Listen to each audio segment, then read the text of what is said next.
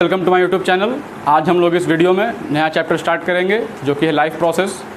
तो आइए हम उस चैप्टर को शुरू करते हैं। सबसे पहले आइए हम लोग इसके डिफिनीशन को जानते हैं। आखिर लाइफ प्रोसेसेस होते क्या हैं, क्यों हमें इनको पढ़ना है। तो लाइफ प्रोसेसेस, लाइफ और प्रोसेस, वे सारे प्रोसेसेस जो कि हमारे बॉडी में हमारे चल रहे हैं और हमारे लाइफ को सस्टेन करने के लिए कंपलसरी हैं, एसेंशियल हैं, मस्ट रिक्वायर्ड हैं, उन सारे प्रोसेसेस को हम लोग बोलते हैं लाइफ प्रोसेस। फॉर एग्ज़ाम्पल, जैसे कि हम लोग हमारा बॉडी कोई फंक्शन कर रहा है, हम लोग वर्क कर रहे हैं, हमें इसके लिए एनर्जी चाहिए। तो एनर्जी कहाँ से मिलेगा? एनर्जी डिराइव करने के लिए, किसी चीज़ से गेन करने के लिए एक प्रोसेस होता है जिसको बोलते हैं रेस्पायरेशन। तो और हम लोग एक और एग्जांपल से समझ सकते हैं, जैसे कि है एक न्यूट्रिशन। एनर्जी वो कैसे ड्राइव करेगा? हम खाना खाएंगे, खाना हमारे बॉडी के अंदर डाइजेस्ट होगा, वो डाइजेस्टेड फूड एब्जॉर्ब होगा, फिर उसका ब्रेकडाउन होगा, तो उससे फिर एनर्जी रिलीज़ होगा। तो मतलब ये प्रोसेसेस इसेंशियल है बॉडी में। सपोज़ हमने खाना ही नहीं खाया तो हमें एनर्जी नहीं मिलेगा, उसका डाइजेशन नहीं होगा। उसका डाइजेशन नहीं होगा तो हमें उसे एनर्जी नहीं मिलेगी, एनर्जी नहीं मिलेगी तो हमारा बॉडी फंक्शन नहीं कर पाएगा। तो और फिर उस खाने को फिर पूरे बॉडी में पहुंचाना, हर एक सेल तक, हर एक टिश्यू तक, वो भी ज़रूरी है। तभी तो सारा बॉडी का सारा सेल है, टिश्यू है, वो फंक्शन कर पाएगा। और जो अनडाइजेस्टेड फूड बचा, जिसका डाइजेशन हम लोग नहीं कर पाए, उसको बॉडी से बाहर भी निकालना है क्योंकि वो टॉक्सिक है, हमारे बॉडी को हार्म कर सकता है। तो ये सारे प्रोसेसेस हैं। तो ये सारे प्रोसेसेस हमारे लाइफ को कंटिन्यू करने के लिए बहुत ज़रूरी है, must required, essential for survival of a living being और सस्टेन इट्स लाइफ। उसका लाइफ को कंटिन्यू करने के लिए ये सारे प्रोसेसेस बहुत ज़रूरी है, मस्ट रिक्वायर्ड है। क्यों रिक्वायर्ड? आखिर ये क्या करते हैं? तो हम लोग लिख सकते हैं कि ये क्या क्या करवाएंगे। ग्रोथ।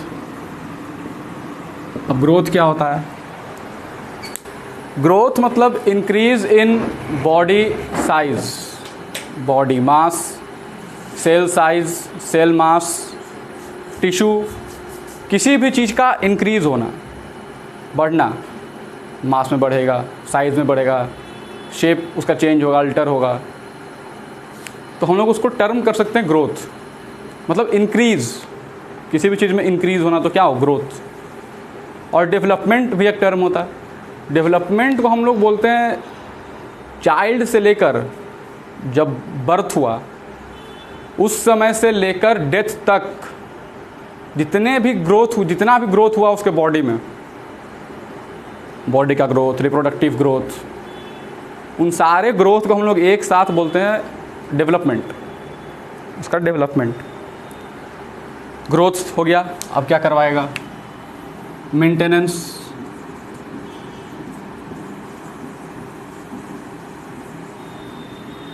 मेंटेनेंस का मतलब क्या? चलिए, ग्रोथ हो रहा है, सही है, लेकिन उस ग्रोथ को प्रॉपर रखना, सही डायरेक्शन में रखना, उसको मेंटेन करना, बॉडी को सिस्टमेटिक वे में रन करना, इसको बोलते हैं मेंटेनेंस। मतलब किसी चीज़ को मेंटेन करना। तो ये प्रोसेसेस जो हैं वो बॉडी को ग्रोथ में हेल्प करते हैं, मेंटेनेंस में हेल्प करते हैं, डेवलपमेंट में। रिपेयर मतलब क्या?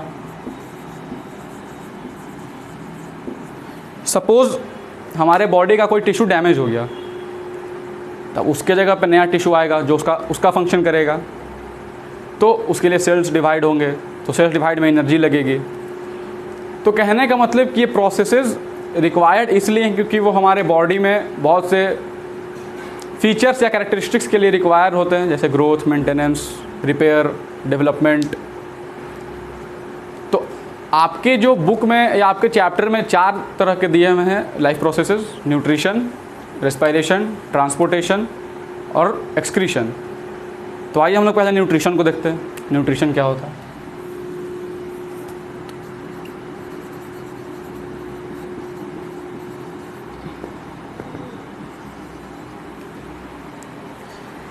न्यूट्रिशन एक को डिफाइन कर सकते हैं कि a mode of intake of food or use or utilization of the food, food को इंजेस्ट करना, उसका यूज़ करना, उसका यूटिलाइज करना, डाइजेशन करना, एब्जॉर्प्शन करना, मतलब एनर्जी चाहिए। तो एनर्जी कहाँ से मिलेगा? हम लोग बचपन से ही पढ़ते आ रहे हैं, food is a source of energy.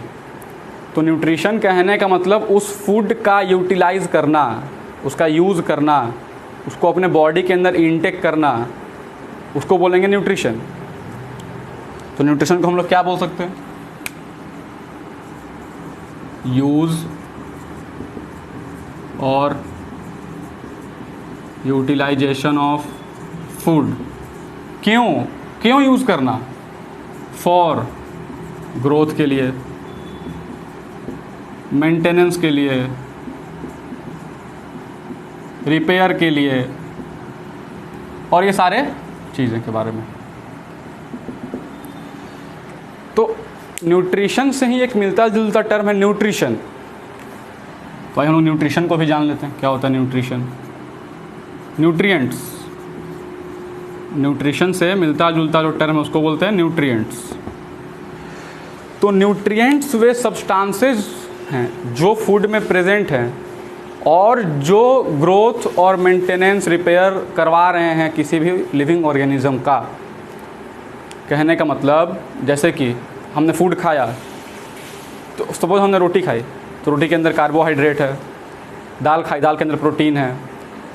तो वे सारे सब्सटेंसेस जो कि फूड में प्रेजेंट हैं और जो बॉडी को ग्रोथ एंड मेंटेनेंस करने में हेल्प करेंगे, उनको क्या बोलेंगे? न्यूट्रिएंट्स। जैसे कि 5 तरह के न्यूट्रिएंट्स होते हैं। क्या किया? पहले हम इसका डिफिनीशन देख लेते हैं।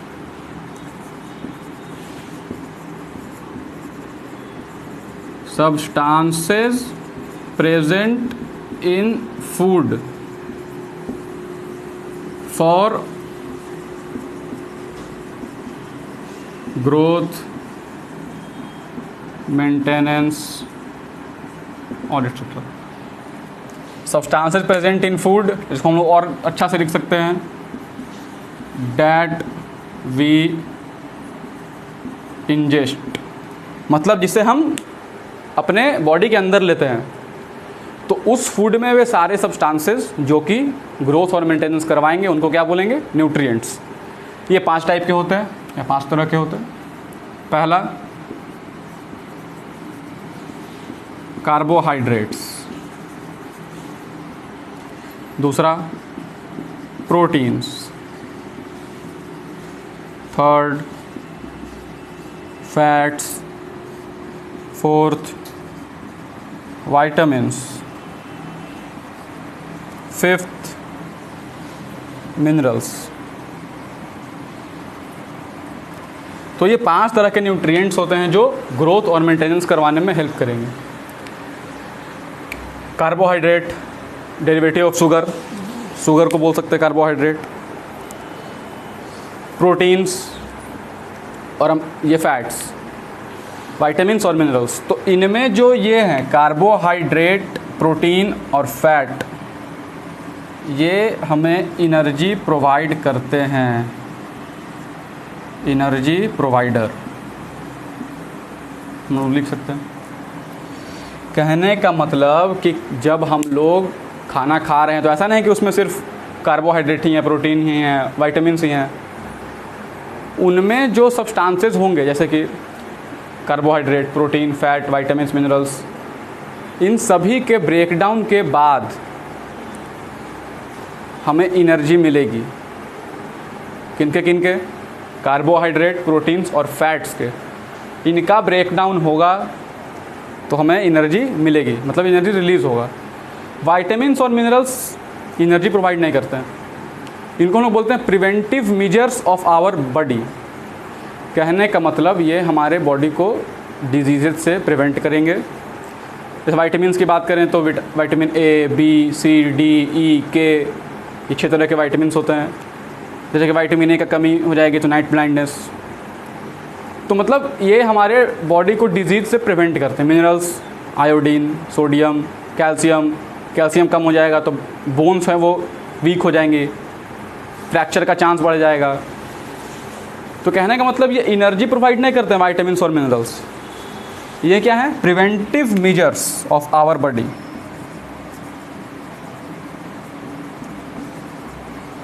प्रिवेंटिव मेजर्स मतलब बॉडी को डिजीज से प्रिवेंट करेंगे। तो अब यहाँ बात हो रही है एनर्जी की, कार्बोहाइड्रेट, प्रोटीन्स और फैट एनर्जी देंगे। तो यहाँ पे जो फैट है इसका ब्रेकडाउन होने के बाद सबसे ज़्यादा एनर्जी मिलता है। तो फैट सबसे ज़्यादा एनर्जी देगा, सबसे ज़्यादा एनर्जी फैट, उससे कम प्रोटीन, सबसे कम अब एक ही बचा कार्बोहाइड्रेट। तो फैट के ब्रेकडाउन पे सबसे ज़्यादा एनर्जी मिलती है, उससे कम प्रोटीन, सबसे कम कार्बोहाइड्रेट। लेकिन कार्बोहाइड्रेट जो है वो क्विक सोर्स ऑफ एनर्जी है, कहने का मतलब इसका ब्रेकडाउन फास्टर रेट पे होगा, क्विक सोर्स ऑफ एनर्जी है। ये सबसे जल्दी एनर्जी प्रोवाइड करेगा लेकिन कम करेगा। तो ये हम आपको समझ में आ गया होगा। तो हम लोग न्यूट्रिशन की बात कर रहे हैं। तो न्यूट्रिशन दो टाइप के होते हैं, ऑटोट्रॉपिक, हेटेरोट्रॉपिक। ऑटोट्रॉपिक मतलब है सारे ऑर्गेनिज्म जो अपना फूड खुद सिंथेसाइज करेंगे, खुद बनाएंगे, उनको हम लोग ऑटोट्रॉपिक बोलेंगे, ऑटोट्रॉपिक ऑर्गेनिज्म। और उस टाइप के न्यूट्रिशन को क्या बोलेंगे, ऑटोट्रॉपिक न्यूट्रिशन। हेटेरोट्रॉपिक न्यूट्रिशन वे सारे ऑर्गेनिज्म जो दूसरे के फूड पर डिपेंडेंट होंगे। किसके फूड, मतलब ऑटोट्रॉपिक के, या अपना फूड खुद सिंथेसाइज नहीं करेंगे, दूसरे फूड पे डिपेंडेंट होंगे, उनको बोलेंगे हेटेरोट्रॉपिक ऑर्गेनिजम्स। और उस टाइप के न्यूट्रिशन को क्या बोलेंगे, हेटेरोट्रॉपिक न्यूट्रिशन। खैर ये हम लोग नेक्स्ट वीडियो में पढ़ेंगे न्यूट्रिशन को, जब हम लोग इलेबोरेट करके पढ़ेंगे। यहाँ पे हमने एक बार वर्ड यूज़ किया, ब्रेकडाउन। कार्बोहाइड्रेट का ब्रेकडाउन होगा तो एनर्जी मिलेगा, प्रोटीन का होगा तो एनर्जी मिलेगा, फैट का होगा तो एनर्जी मिलेगा। आखिर ये ब्रेकडाउन है क्या? तो ब्रेकडाउन पढ़ने से पहले आइए हम लोग एक टर्म को जान लेते हैं जो कि है मेटाबॉलिज्म। क्या है? मेटाबॉलिज्म। मेटाबॉलिज्म क्या होता है? मेटाबॉलिज्म कहने का मतलब वे सारे रिएक्शंस, जो केमिकल रिएक्शंस जो हमारे बॉडी के अंदर हो रहे हैं, उन सारे रिएक्शंस को हम लोग एक साथ क्या बोलेंगे, मेटाबॉलिक रिएक्शंस। तो मेटाबॉलिक रिएक्शंस दो टाइप के होते हैं। पहला जो होते हैं वो एनाबॉलिक होते हैं, मतलब जो रिएक्शंस हो रहे हैं वो दो तरह के होते हैं। मेटाबॉलिक रिएक्शंस, सब रिएक्शंस को एक साथ हम लोग क्या बोलते हैं, मेटाबॉलिक रिएक्शंस। तो वो जो रिएक्शंस होते हैं वो दो टाइप में होते हैं, एक एनाबॉलिक या और दूसरा कैटाबॉलिक। कैटाबॉलिक, कैटाबॉलिज्म या एनाबॉलिज्म, कैटाबॉलिक या एनाबॉलिक। एनाबॉलिक रिएक्शंस वैसे रिएक्शंस होंगे जिसमें किसी चीज़ का सिंथेसिस हो रहा होगा, किसी सब्सटेंस का सिंथेसिस हो रहा होगा। इसमें क्या होता है, सिंथेसिस। इसमें क्या होता है, कैटाबॉलिज्म। एनाबॉलिज्म क्या होंगे, वे सारे रिएक्शंस जिसमें कुछ सब्सटेंसेस या का सिंथेसिस हो रहा होगा, बन रहे होंगे, फॉर्मेशन। लेकिन कैटाबॉलिक रिएक्शंस क्या होंगे, जिनमें सब्सटेंसेस का ब्रेकडाउन होगा, वो टूटेंगे। अब बनाने के लिए क्या है, छोटे छोटे पार्टिकल मिलके, छोटे छोटे सब्सटेंस मिलके एक सब्सटेंस बनाएंगे, सिंथेसाइज करेंगे। और सब्सटेंस का टूटेगा तो ऑफ कोर्स स्मॉल पीस में टूटेगा, स्मॉल फ्रैगमेंट्स में टूटेगा, पार्टिकल्स में टूटेगा। तो उन सब्सटेंसेस का टूटना क्या होता है, कैटाबॉलिज्म, तो ब्रेकडाउन। अब सिंथेसिस हो रहा है तो इसमें क्या होगा, एनर्जी रिक्वायर्ड। अब कैटाबॉलिज्म क्या हो रहा है, एनर्जी रिलीज्ड।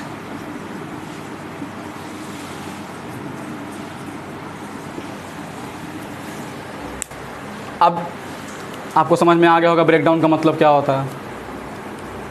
ब्रेकडाउन का मतलब सब्सटेंसेस का टूटना। और अब हम यहाँ क्या बात कर रहे थे, इनका ब्रेकडाउन मतलब कार्बोहाइड्रेट, फैट और प्रोटीन का। तो ब्रेकडाउन होना और एनर्जी रिलीज़ होना उनसे, उस प्रोसेस को क्या बोलेंगे? रेस्पायरेशन। तो respiration is a process in which break energy is released. कैसे रिलीज होगा? By breakdown of substances. Substances का मतलब हमारे बॉडी में कार्बोहाइड्रेट, प्रोटीन, फैट्स, इन सभी का ब्रेकडाउन होने के बाद जो एनर्जी रिलीज होगा उस सारे प्रोसेस को बोलेंगे, क्या बोलेंगे? रेस्पायरेशन। तो रेस्पायरेशन को हम लोग डिफाइन कर सकते हैं। सपोज यहाँ लिखते हैं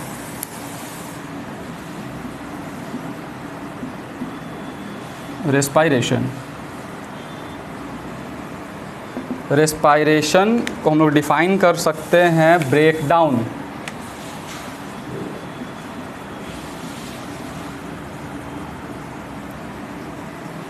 of food for energy. Simple language में हम लोग बोल सकते हैं इसको कि हमने खाना खाया, उसमें हमने सारे न्यूट्रिएंट्स लिए, इनका ब्रेकडाउन होगा, सिंपल फॉर्म में टूटेंगे। कैसे टूटेंगे हम लोग पढ़ेंगे डाइजेशन में। तो ये टूटेंगे, टूटने के बाद इनका एब्जॉर्प्शन होगा। उस एब्जॉर्ब्ड फूड का ब्रेकडाउन होना और उससे एनर्जी निकलना, उस टोटल प्रोसेस को, इंटायर प्रोसेस को क्या बोलते हैं? Respiration. Breakdown of absorbed food for energy. तो अब ब्रेकडाउन हो रहा है तो कैसा रिएक्शन होगा? कैटाबॉलिक रिएक्शंस होगा। तो हम लिख सकते हैं रेस्पायरेशन में कैटाबॉलिक प्रोसेस। समझ में आ रहा है? कहीं कहीं इसमें सब्सटेंसेस का सिंथेसिस भी होता है, लेकिन वो आपको हायर क्लास में पढ़ना है। आपको सिर्फ यहाँ इतना समझना है कि एनर्जी रिलीज होगा, ब्रेकडाउन होगा तो कैसा प्रोसेस होगा? कैटाबॉलिक। ठीक है। तो अब चलिए, एब्जॉर्ब हो गया, तो अब वो एब्जॉर्ब फूड बॉडी के हर एक सेल तक जाएगा, हर एक टिश्यू तक जाएगा। तो कैसे जाएगा? उसके लिए कोई मीडियम चाहिए। जैसे हम लोग कोई सब्सटेंस को यहाँ मान लीजिए एक जगह से दूसरे जगह ले जाते हैं तो कोई मीडियम होता है, जैसे कोई ट्रक किसी चीज़ पे रख के उसको ले गए। तो ये एब्जॉर्ब फूड को हर एक सेल तक, हर एक टिश्यू तक पहुँचाने के लिए एक प्रोसेस होता है। नेचर ने हमें प्रोसेस दिया है, इसको बोलते हैं ट्रांसपोर्टेशन। ट्रांसपोर्टेशन कहने का मतलब किसी भी सब्सटेंस को एक जगह से लेकर दूसरे जगह तक पहुंचाना, ट्रांसपोर्टेशन। तो ट्रांसपोर्टेशन क्या होगा? एक सब्सटेंस को, यहाँ सब्सटेंसेस का मतलब क्या? बहुत सारे सब्सटेंसेस हमारे बॉडी में है। जैसे रेस्पिरेशन हो रहा है तो रेस्पिरेशन में एक स्टेप होता है ब्रीदिंग। ब्रीदिंग में हम लोग O2 इनहेल करते हैं, CO2 एक्सहेल करते हैं। तो O2 को फिर पूरे बॉडी के हर एक सेल तक ले जाना, CO2 को वहाँ से लाना, ये भी तो एक सब्सटेंस हुआ। CO2 O2 फूड है। फूड को भी जहाँ डाइजेशन हुआ, जहाँ एब्जॉर्प्शन हुआ, स्मॉल इंटेस्टाइन में, पहले हम लोग डाइजेशन में पढ़ेंगे, वहाँ से सारे सेल तक ले जाना, ये भी तो एक ट्रांसपोर्ट हुआ। तो सब्सटेंसेस को कैरी करना थ्रू आउट द बॉडी में, वो किसका काम है? ट्रांसपोर्टेशन का। तो जो तीसरा लाइफ प्रोसेस आपके चैप्टर में दिया हुआ है वो है ट्रांसपोर्टेशन। ट्रांसपोर्टेशन इसका मतलब क्या हुआ? मैंने बताया, सब्सटेंसेस को बॉडी के हर एक सेल तक पहुंचाना, ट्रांसपोर्ट करना, ट्रांसपोर्टेशन। अब चलिए, पहुंच भी गया बॉडी तक, सेल ने उसको यूज़ भी किया, हमने खाना खाया, सब प्रोसेस हो गए। अब खाना खाया तो कुछ सब्सटेंसेस फूड में ऐसे भी तो होंगे जिन्हें हम लोग डाइजेस्ट नहीं कर सकते हैं। वी कांट डाइजेस्ट उन सब्सटेंसेस को, हम लोग उसको डाइजेस्ट नहीं कर सकते। तो उन सब्सटेंसेस का बॉडी से बाहर निकलना भी तो ज़रूरी है। चलिए, बाहर निकल गया, ठीक है। अब उनका ब्रेकडाउन सिंपल फॉर्म में हुआ, वो सारे सेल में गए, सेल रेस्पिरेशन प्रोसेस शो किया, उससे भी तो कुछ वेस्ट मटेरियल बने होंगे, तो उन मटेरियल का भी निकलना ज़रूरी है। तो उस प्रोसेस को, जिसमें मेटाबॉलिक वेस्ट कहने का मतलब जो रिएक्शंस होने के बाद जो वेस्ट बचे या बचा, उनको बॉडी से बाहर निकालने के लिए जो प्रोसेस होता है उसको हम लोग क्या बोलते हैं? एक्सक्रीशन। तो हम लोग एक्सक्रीशन के बारे में थोड़ा समझ लेते हैं, क्या होता है excretion.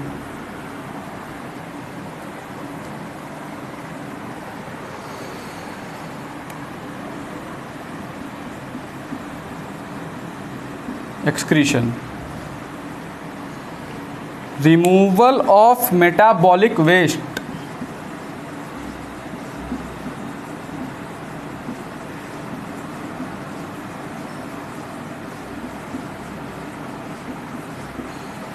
Out of the body.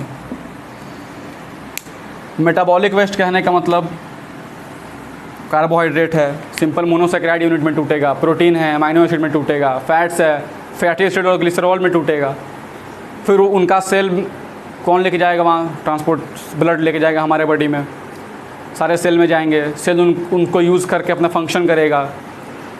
फिर उनसे जो बचेंगे, जो वेस्ट मटेरियल उनसे जो बनेगा मेटाबॉलिक रिएक्शंस होने के बाद, तो उन वेस्ट का बॉडी से बाहर निकलना भी ज़रूरी है। तो उस प्रोसेस को क्या बोलेंगे?